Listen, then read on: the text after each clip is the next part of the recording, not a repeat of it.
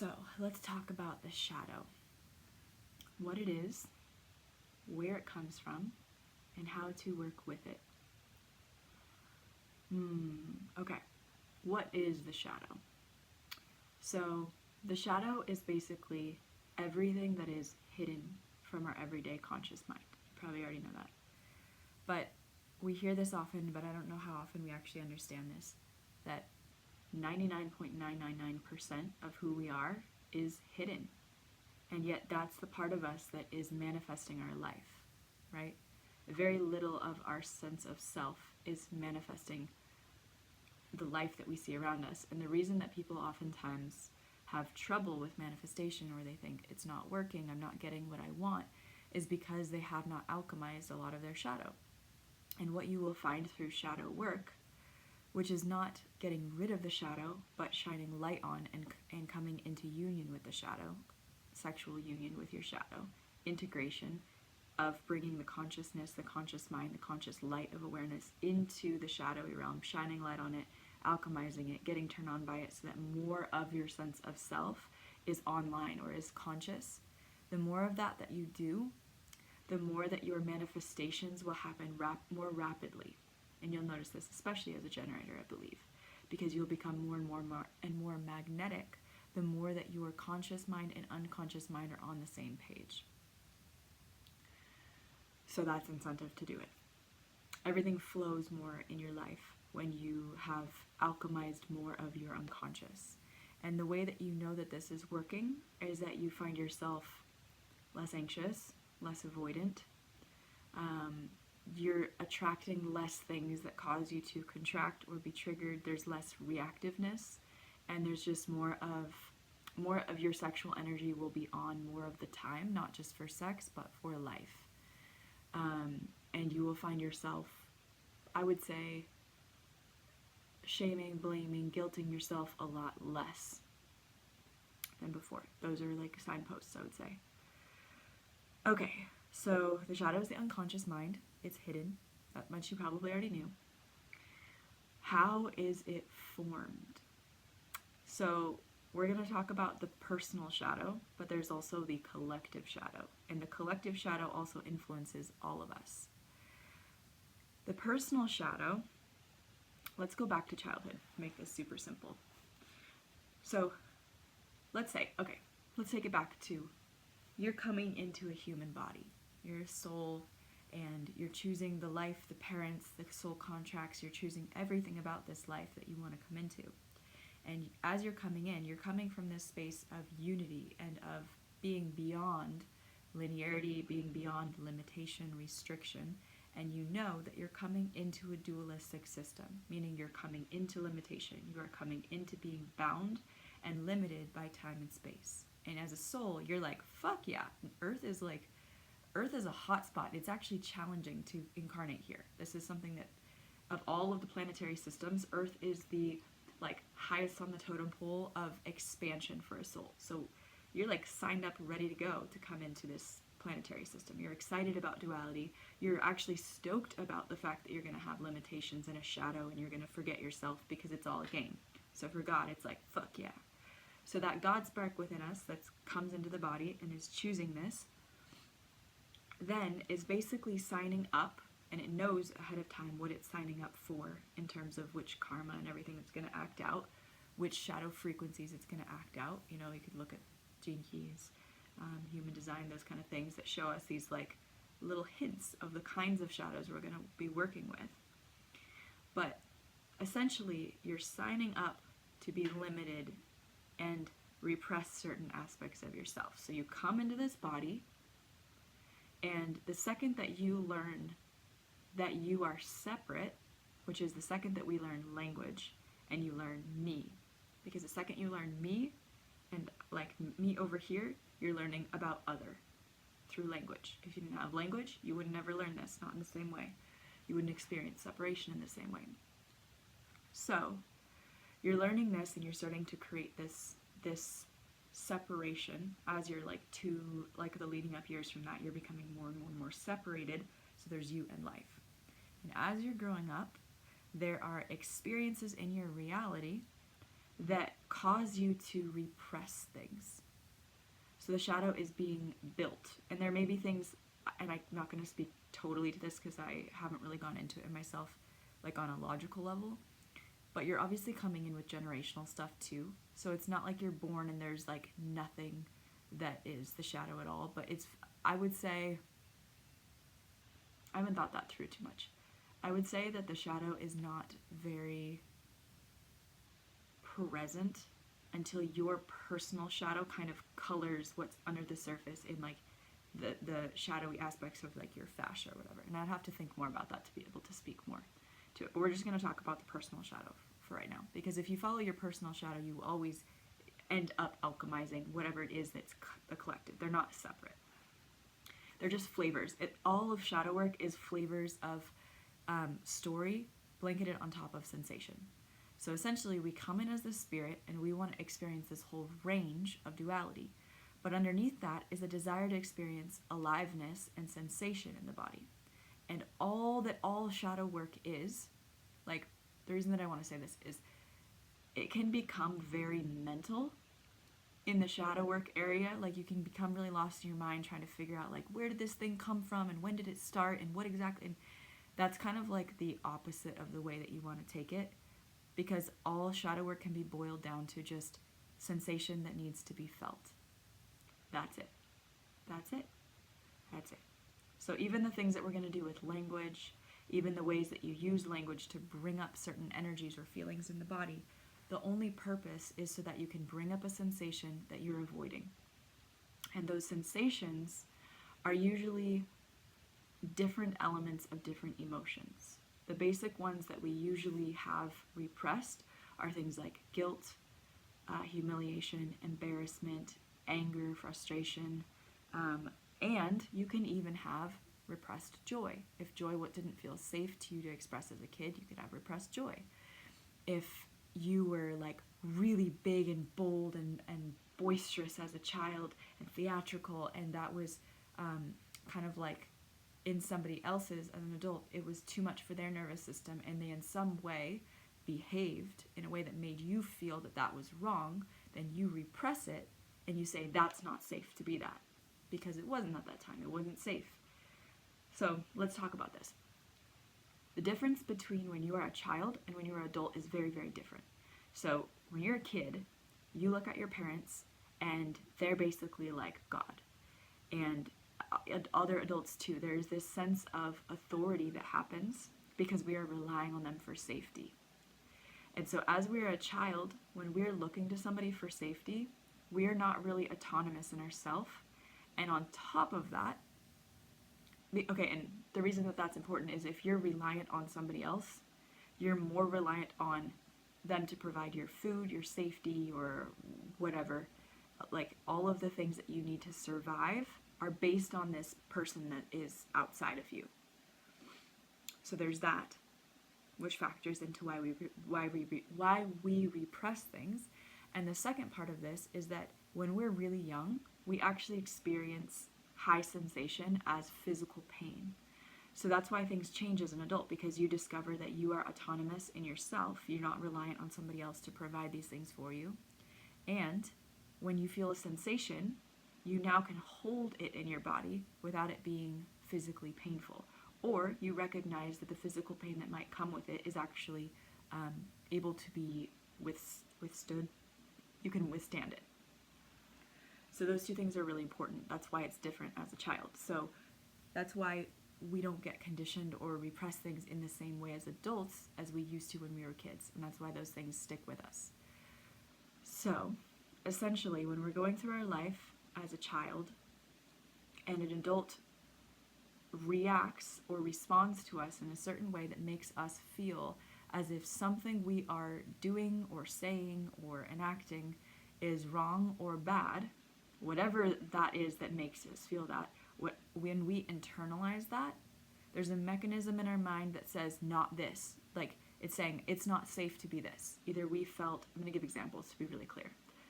Let's say that you came home from school and you were like, had so much energy and you were just like, you had so much life force and creativity and you were like, mom, look at this project I did, and you had so much joy inside of you, and it was so innocent and pure, and your mom didn't have a nervous system that could hold that kind of sensation.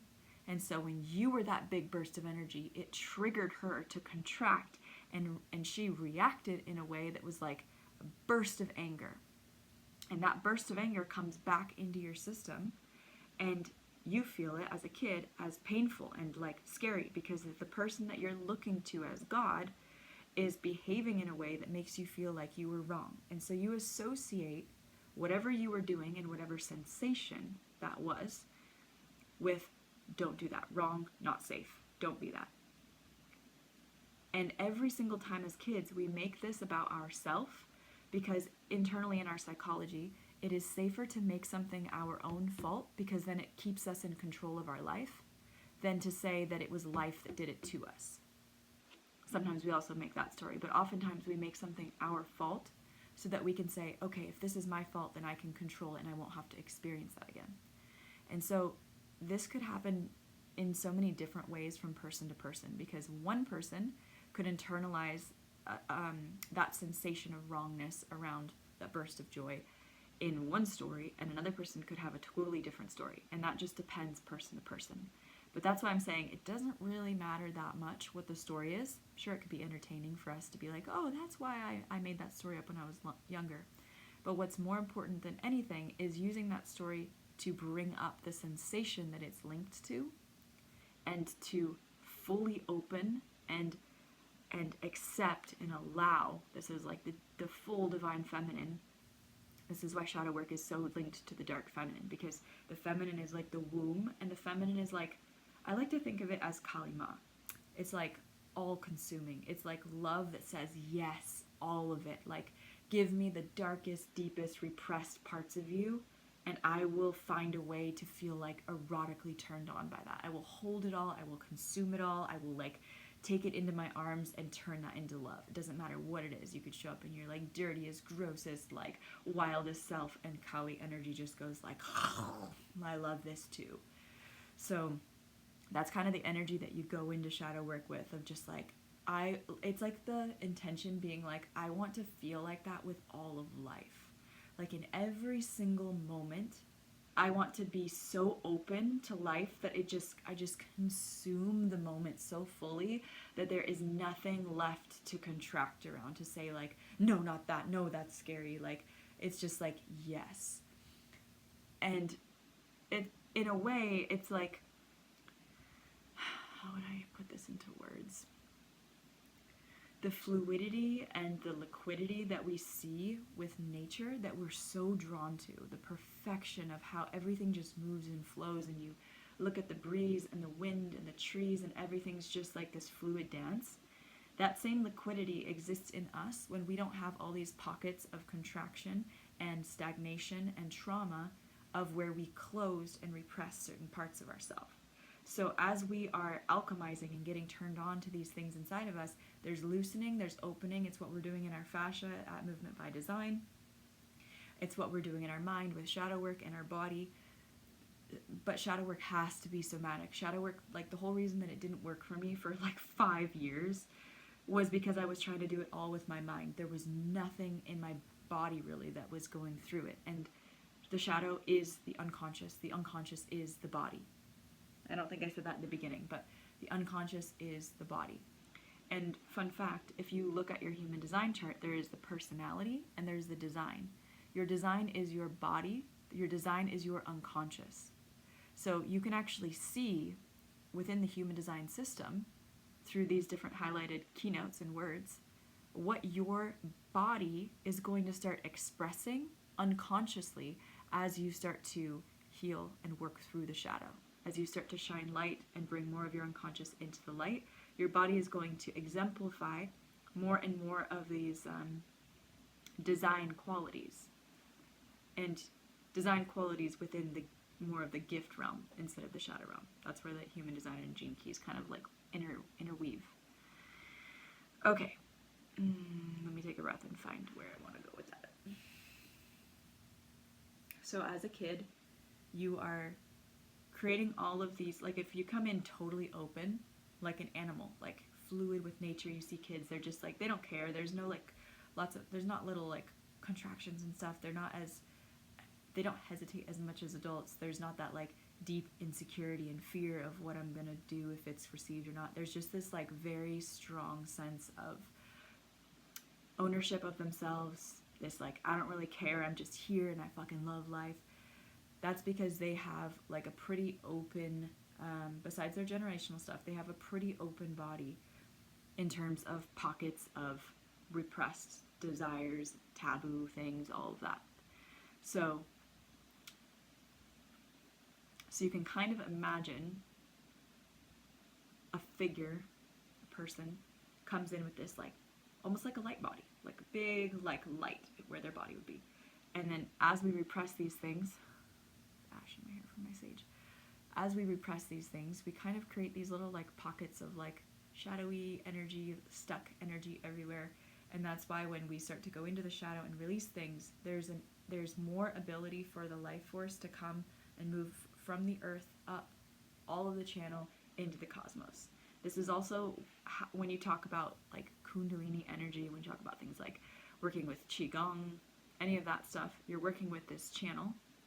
And when you're opening these little pockets, you start to experience your Kundalini rising up, which usually is interpreted in the body as more turn on for life, more aliveness, more awakeness to sensation, more like curiosity, more playfulness, basically bringing yourself back to more of a childlike energy. Who wouldn't want that? So let's go into how to actually go into shadow work. So, where do I want to start with this? The best way to go about this is like she does in the book. Look to the places in your life where it feels as though you are creating something that you don't want. And when you start somewhere with this, you will just keep finding more and more and more subtle nuances of things that you don't want. And it might not even end up being things that are actually manifesting at some point. It might be like really subtle mechanisms. But start with something that's really, really obvious. I'm going to use an example. Okay, I'll use my own example. For me, I've always wondered why social anxiety has been so challenging for me. Truth. It feels like it has plagued my whole life. This feeling of like really extreme discomfort in conversations with people, and the feeling like the second that I start talking, like most of my energy is like pulling away and trying to escape, and like there's this really heightened, intense anxiety in my body. That's a really good example. You can follow things that you think you don't want and places that you're experiencing intense sensation that feels like you don't want it, right? Because usually we're not trying to get rid of the intense sensation that we enjoy, but we're trying to get rid of the intense sensation that we don't like. And what's funny about this is that the shadow self, the hidden element of us, is actually getting off on manifesting the things that you think you don't want, because the shadow self actually does want that. But until we actually allow ourselves to get on the same page as the shadow and actually consciously enjoy it, it can't be transformed into a higher desire. So basically, the more of your conscious mind that you get on board with the unconscious, the more and more that we actually start to get the things that we really, really want. The things that we like genuinely on a soul level want. And we might not even know what that is if we're just manifesting all these kinds of things that we don't want or things that we think we should want. But in order to figure out what we actually really want, we want to kind of clean up.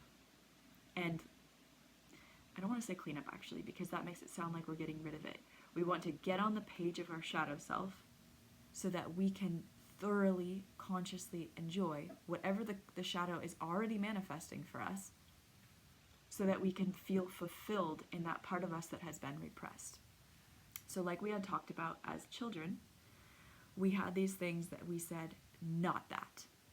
And every time we had a sensation or an emotion in our body come up and we said, not that, that's a little bit of shadow work right there. And that repressed emotion or sensation, which kind of one and the same, that repressed sensation, each of them, has a story to it, but what's really important is the sensation itself. So we're just using the story about finances or sex or relationships to try and get us to the root, which is the sensation, so that when that sensation comes up in your life, you can consciously enjoy it. And first we start doing this with meditation, but you can get to the point where you're so good at bringing your sexual energy into this that you can actually thoroughly enjoy those sensations in real time as they're happening, not just in meditation. Okay, so pick a situation, a don't like situation, and I'm just going to describe, well, I guess I did I created the meditation that you can use, and that describes all of it, but I'm just going to give a brief review of this. Essentially, you want to go into meditation, you want to create a safe space for yourself where it feels like you're really honoring this part of yourself. Because if you think about it, this part of yourself, the shadow, is way more of you than what you think is you. This 0.000 whatever, 0.0001%. So set a space and like really sit with this for a second and think to yourself, oh my god, what I think I am is only this much of whatever that, it's way bigger than what I can even reach. But think about that ratio and think about what you think that you are, and then think about what you actually are that you can't see, and get curious about that.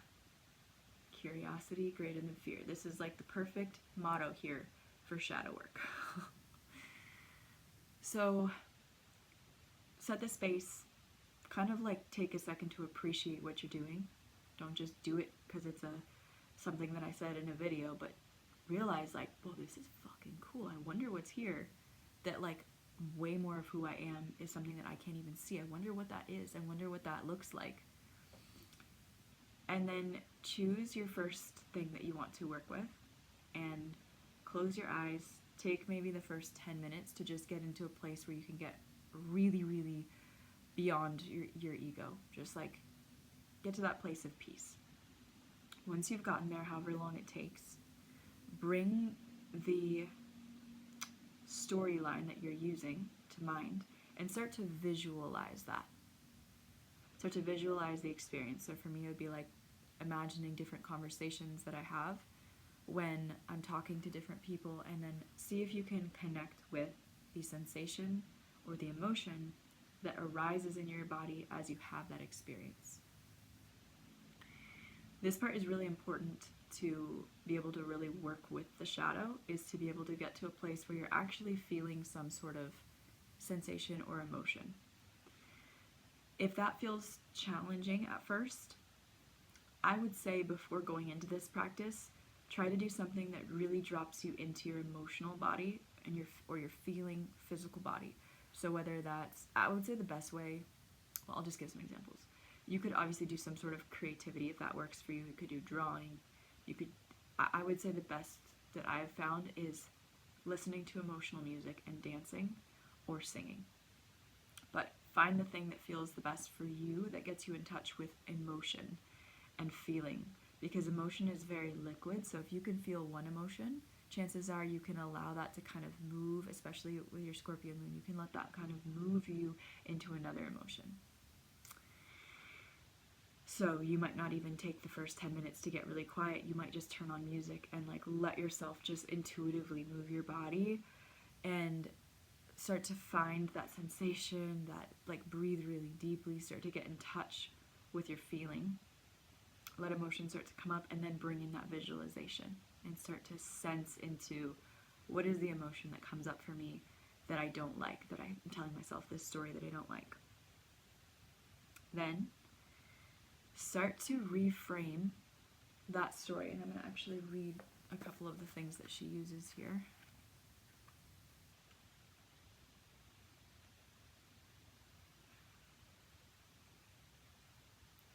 So she says like,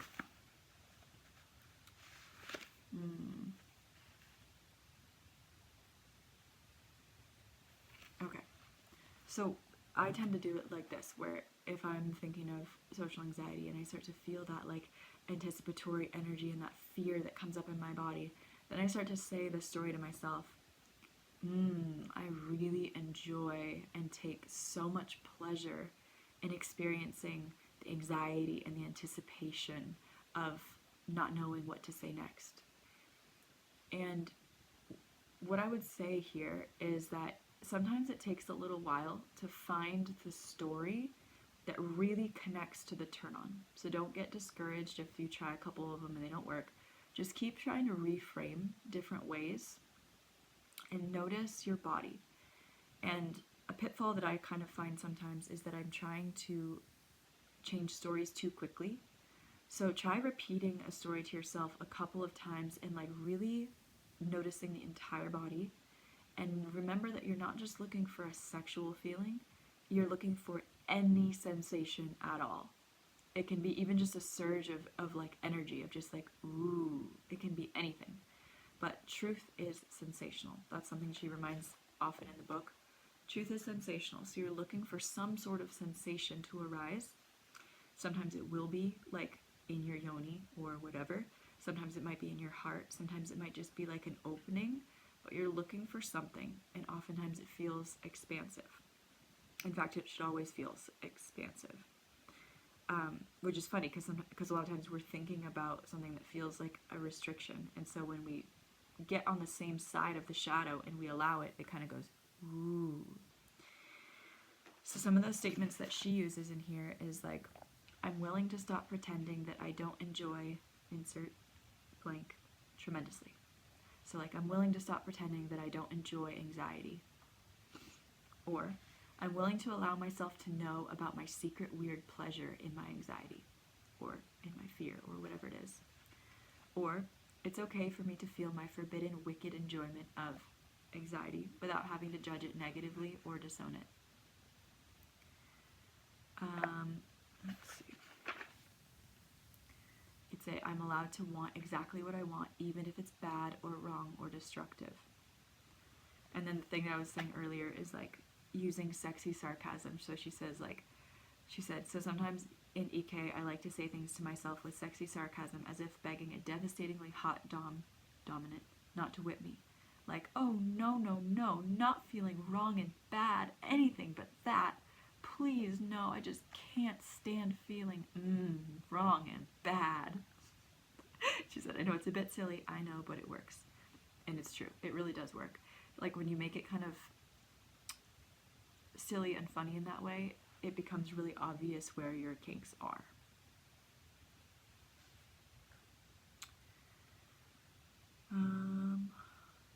Yeah, so the way that you know that you are getting off on your existential kink can be felt as jolts of electricity or genital sensation, just as often as it can be felt as a movement of emotional energy. Sometimes it's felt as lightness and laughter or just a soft sense of relief. That is getting off in existential kink. It means you've successfully found your vein of previously unconscious enjoyment and that you let yourself shamelessly celebrate it in a deep way that gives a sense of release and fulfillment. So you'll get really accustomed with what that feels like the more that you practice it. But you should get to a place where you're like really enjoying yourself, where you could just like kind of hang out there. Like you feel like, oh, this is awesome. I could just hang out here for a long time. So if you're feeling like you're trying to get away from something, or you're trying to get to a completion point, you're trying to like get done with it so you can move on to the next thing, that's not it.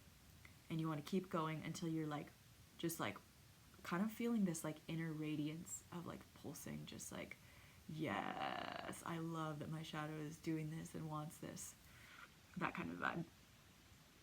And so the idea is that you continue to do this practice until that thing no longer manifests in your life, and you're enjoying it so much that you don't really care if it keeps manifesting. But what will happen is that if you do this, eventually those things will not come up anymore in the same way. They won't feel triggering or contracted anymore. And because you've released that, more of your sense of true desires can become manifested. Okay, I think that's pretty much all of it that I'll share in here. Consistency is a big one. Like, with anything, I feel like the real big changes come from consistency. So, like, making this even a part of your daily check-in with yourself, where even if it's like you give yourself 5 minutes before bed to get turned on by whatever it is that you're not liking in your life, that's going to make a huge difference. Or 5 minutes in the morning, whatever it is. And then notice, like, when you go into your life, seeing if you can bring this practice with you in real time. So for me, I'll use my example. Instead of before, when I would walk through like public places and I would see somebody I know, there would be like a part of me that wanted to like hide and avoid intense sensation that would give me anxiety. And now instead I try to like use my posture and like open up to that and remind myself in that moment, oh yeah, there's a part of me that actually really wants that. Can I like lean into that experience and then consciously stay with my body in the moment, not just in meditation, but can I stay with my body and not avoid it and just like allow myself to enjoy the sensation in real time? So seeing if you can integrate those two.